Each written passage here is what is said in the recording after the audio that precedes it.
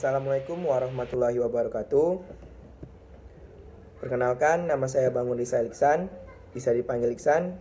Saya merupakan mahasiswa Fakultas Hukum Universitas Riau. Baiklah, pada kesempatan melalui video kali ini, saya akan mencoba menjelaskan mengenai apa yang dimaksud dengan advokat, bagaimana peranan advokat sebagai pengemban profesi hukum, dan bagaimana kode etik advokat itu sendiri. Baiklah, terlebih dahulu saya akan mencoba menjelaskan mengenai apa yang dimaksud dengan advokat itu sendiri. Advokat adalah orang yang di dalam proses peradilan bertugas untuk menampilkan fakta-fakta dari kejadian yang menimbulkan sengketa. Dan tentu saja yang mendukung kepentingan kliennya, termasuk aturan-aturan hukum yang dipandang relevan. Pada dasarnya, tugas pokok dari seorang advokat ini ialah memberikan nasihat hukum untuk mengajukan atau membela kepentingan klien di pengadilan. Advokat juga harus selalu mengacu pada suatu usaha untuk mewujudkan ketertiban dan kepastian hukum yang berkeadilan. Karena itu, pada dasarnya etika profesi advokat itu sangat penting.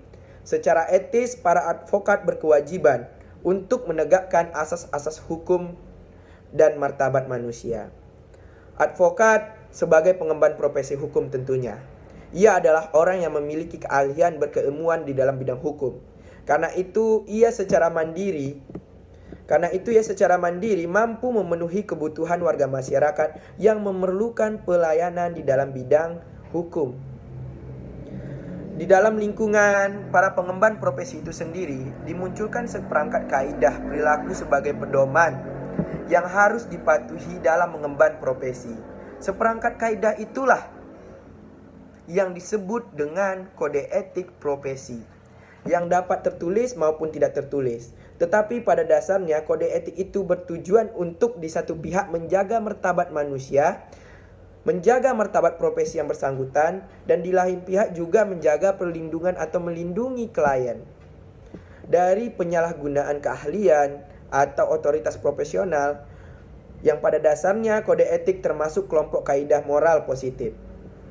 Jabatan manapun yang diemban seorang pengemban profesi hukum, menjalankan fungsinya harus selalu mengacu pada tujuan hukum untuk memberikan pengayoman kepada setiap manusia dengan mewujudkan ketertiban yang berkeadilan yang bertumpu pada penghormatan martabat manusia dan kode etik profesi hukum.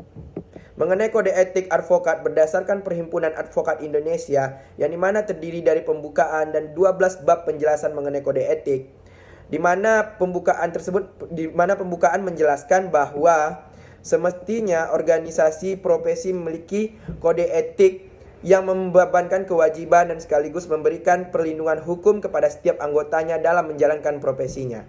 Advokat sebagai profesi hukum atau officium nobile yang dalam menjalankan profesinya berada di bawah perlindungan hukum, undang-undang, dan kode etik, memiliki kebebasan yang didasarkan pada kehormatan dan kepribadian advokat itu sendiri.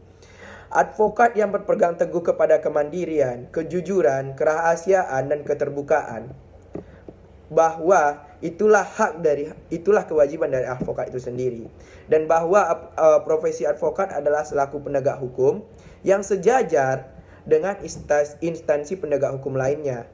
Oleh karena itu, satu sama lainnya harus saling menghargai antara teman sejawat dan juga antara penegak hukum lainnya.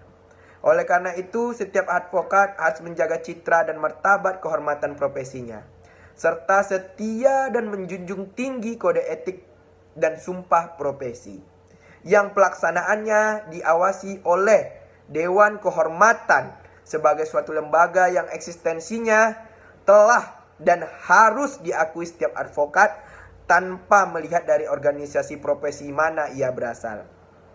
Dengan demikian, kode etik advokat Indonesia adalah sebagai hukum tertinggi dalam menjalankan sebuah profesi, yang menjamin dan melindungi namun membebankan kewajiban kepada setiap advokat untuk jujur dan bertanggung jawab dalam menjalankan profesinya kepada klien, pengadilan, negara, masyarakat, dan terutama kepada dirinya sendiri.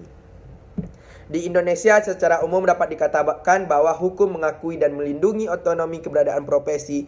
Contohnya ialah profesi advokat. Baiklah,